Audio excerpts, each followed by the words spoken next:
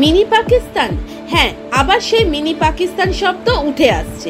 একটা সময় 2016 সাল নাগাদ পাকিস্তানের সাংবাদিক কলকাতায় এসেছিলেন।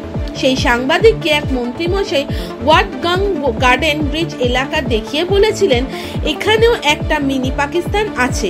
পরে তিনি এই কথার ভাব সম্প্রসারণ করে বলেছিলেন যে মিনি পাকিস্তান বলতে তিনি মুসলিম অধ্যুষিত অঞ্চল বোঝাতে চেয়েছেন।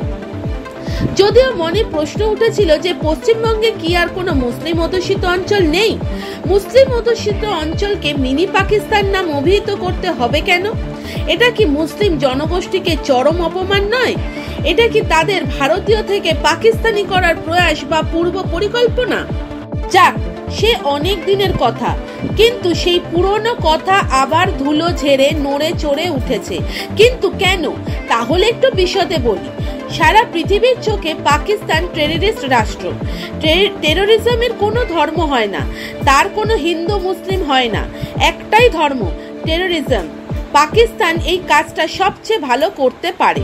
তাবর তাবর টেররিস্ট পাকিস্তানে নিজেদের নিরাপত্তা মনে করে, যেমন নিরাপদ মনে করেছিল ওসামা বিন লাদেন।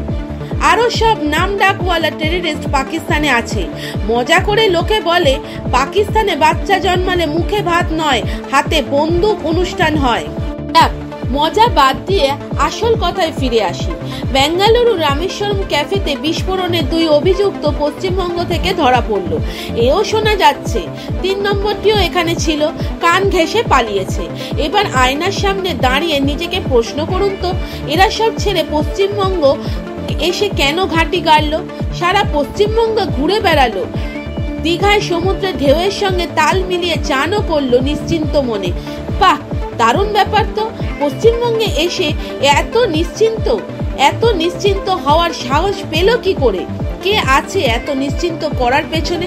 তাহলে মিনি পাকিস্তান মানে কি মুসলিম অধ্যুষিত অঞ্চল, নাকি অপরাধীদের নিরাপদ আশ্রয়স্থল?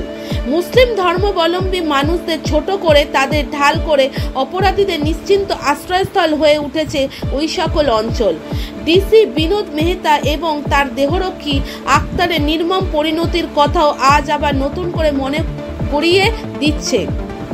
বিরিয়ানির হাঁড়ি আগুনের ওপর বসানো আছে, নাকি আমরাই আগুনের ওপর বসে রয়েছি? সময় বলে দেবে।